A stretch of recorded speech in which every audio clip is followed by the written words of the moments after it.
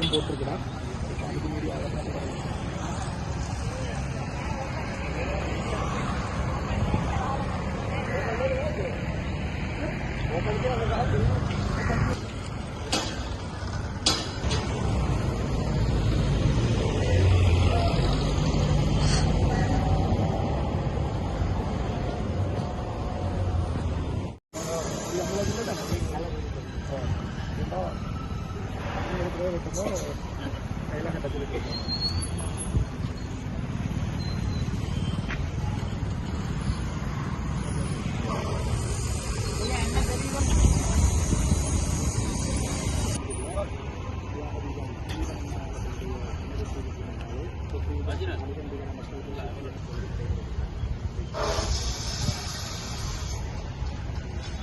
வணக்கம்.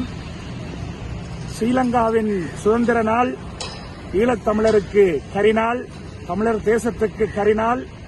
அந்த விதத்திலே இன்று பிப்ரவரி மாதம் 4ஆம் தேதி ஸ்ரீலங்கா தேசம் தன்னுடைய சுதந்திர தினத்தை கொண்டாடிக் கொண்டிருக்கின்ற அதே வேளையிலே வடக்கு கிழக்கு தமிழர் தாயகத்திலே தமிழர்களாகிய நாங்கள் இன்றைய நாளை பிப்ரவரி 4ஆம் தேதியை கரிநாளாக அனுஷ்டித்துக் கொண்டிருக்கின்றோம்.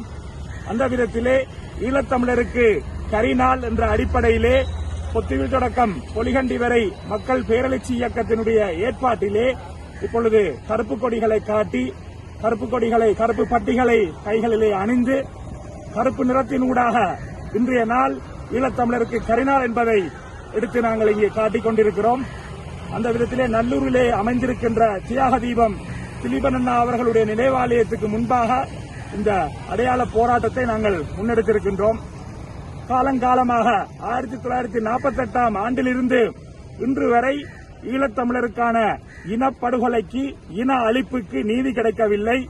வலிந்து காணாமலாக்கப்பட்ட உறவுகளுக்கு என்ன நடந்தது, அரசியல் கைதிகளுடைய விடுதலை, திட்டமிட்ட ராணுவத்தினூடான பௌத்தமயமாக்கல், காணி அபகரிப்பு, இப்படி பல்வேறு விதங்களிலே 2009க்கு பிற்பாடும் கட்டமைப்பு சார்ந்த இன அழிப்பு நமது தாயகத்திலே நடந்து கொண்டிருக்கிறது.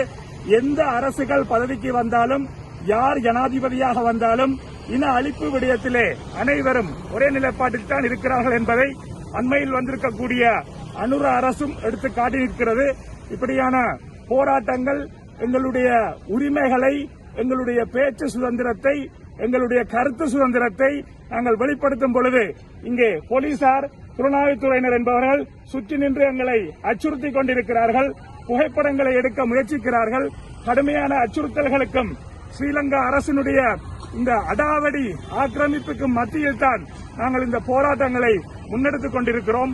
ஆகவே எந்த விதத்திலே என்று தமிழருக்கு என்று ஒரு தனியான தேசம் விடுதலை கிடைக்கின்றதோ அன்றுதான் எங்களுக்கு சுதந்திர நாள் என்று சொல்லி, அதுவரை எங்களுடைய இந்த போராட்டம் தொடரும் என்பதை பொத்துவில் தொடக்கம் பொலிகண்டி வரை மக்கள் பேரெழுச்சி இயக்கம் எடுத்து சொல்லி நிற்கின்றது. அதே மற்றும் பொது இடங்களிலே கருப்பு கொடிகளை கட்டி, அது மாதிரி நீங்கள் கைகளிலே கருப்பு பட்டிகளை அணிந்து உங்களுடைய அந்த வெளிப்பாட்டையும் எங்களுடைய உறவுகள் அனைவரும் வெளிப்படுத்த வேண்டும் என்று அன்புரிமையோடு இந்த சந்தர்ப்பத்திலே பொத்துவில் தொடக்கம் பொலிகண்டி வரை மக்கள் பேரெழுச்சி இயக்கம் கேட்டு நிற்கின்றது. நன்றி.